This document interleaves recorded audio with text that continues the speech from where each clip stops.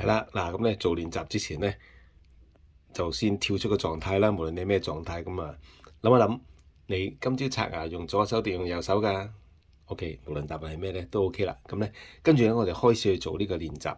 咁呢個練習1，電影音樂啦。咁你諗下咧，喺你日常生活裏邊有冇遇到一啲困難嘅情況，可能咧令你覺得好失望啊、好尷尬啊咁嘅。咁啊，你覺得唔係好開心，唔係好好嘅。咁你揀咗一個咁嘅情況之後咧，你去諗一諗呢個事件，會唔會出現一啲短片咧？可能就係個事件簡單嘅發生經過咧。唔好揀啲太難嘅、太過傷心嘅嚇，揀啲中輕度嘅一啲事件。然之後咧，諗一諗，用個事件咧就好似電影咁樣咧，簡單咁樣播放一次。然之後自己 feel 下有咩感覺。咁應該你係 feel 得唔開心啦，係咪？所以你先至揀呢個片段啦，咁樣。咁呢個 OK 咯，你揀咗個事件咯，係咪？咁然之後咧，第二咧就係你揀一個音樂，揀一個主題音樂。咁呢個音樂咧，要同呢個事件係相反嘅主調嘅。譬如呢個事可能都係沉重啊、唔開心啊咁啦。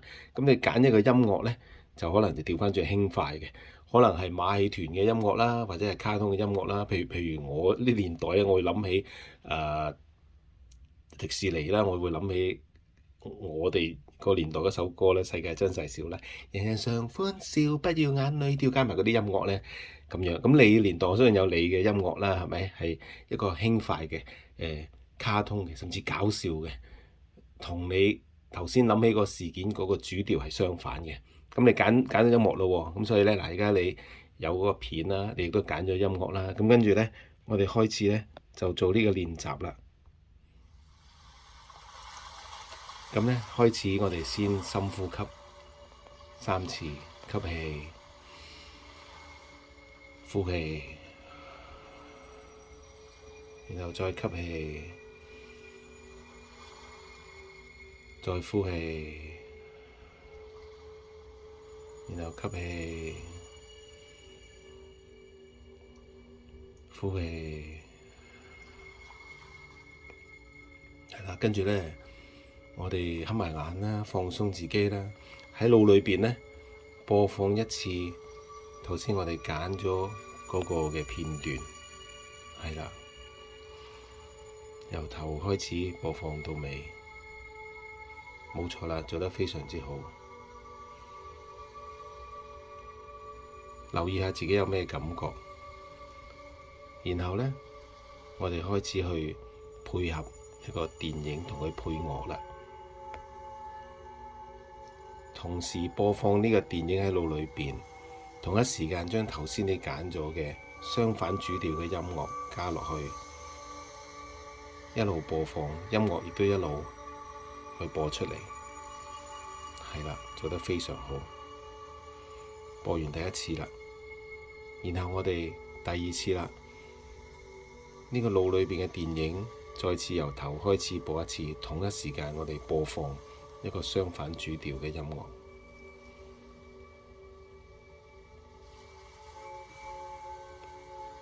係啦，做得非常好。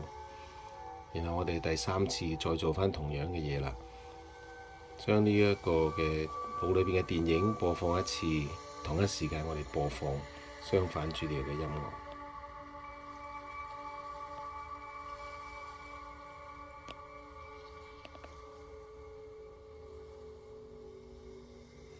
係啦。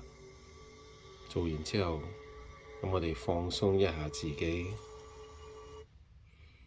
然後擘翻大眼，係啦，跟住吸氣、呼氣，係啦，然後咧就諗一諗，你今朝着褲嘅時候咧，係左腳穿落褲筒先啦，定右腳穿落褲筒先咧？係啦，無論答案係咩咧，都唔使話我聽啦。咁咧，而家咧再諗翻我哋頭先做練習嗰個嘅片段，有咩感覺咧？再諗翻頭先做練習片段，係啦，喺腦裏邊咧再 run 一次，跟住咧留意下個感覺有冇唔同咗咧？咁如果感覺有唔同咗，點樣唔同法咧？如果我唔同咧，可能翻轉頭再做下頭先講嘅練習，去做多幾次，咁可以做到效果啦。咁其實呢個咧好緊要一樣嘢咧，就係話其實牽涉到簡單嚟講，就牽涉到我哋大腦點樣儲存資訊嘅方式。我唔係講緊嗰件事件點樣發生，事件已經發生咗啦，係咪？但係你點樣記低個事件點發生呢？就係你嘅大腦點樣儲存呢個資訊。原來呢係影響咗嗰個事件對你嘅意義。所以大家明白係咪？個事件已經發生咗啦，佢係咩意義係乜嘢呢？其實唔係在於個事件本身，個意義其實都係我哋人去賦予俾佢。而呢，當日事件發生嘅時候，你點樣去記低呢個事件呢？其實就影響咗你覺得呢個事件對你嘅意義，亦都影響咗我哋嘅人生。所以呢，NLP 絕對可以幫大家去掌握你嘅人生，重新演繹你嘅過去，就係喺呢度啦。咁後邊仲有啲練習啦，我唔會逐一同大家做啦。我希望呢，今次做呢個練習可以幫大家呢，可以喺做練習嘅時候更加容易進入到狀態啫。咁啊，大家呢，做完練習之後呢，可以試下分享下啦，睇下會唔會覺得裏邊有咩特別大嘅得着啦。好，咁啊，祝福大家呢，閱讀快樂。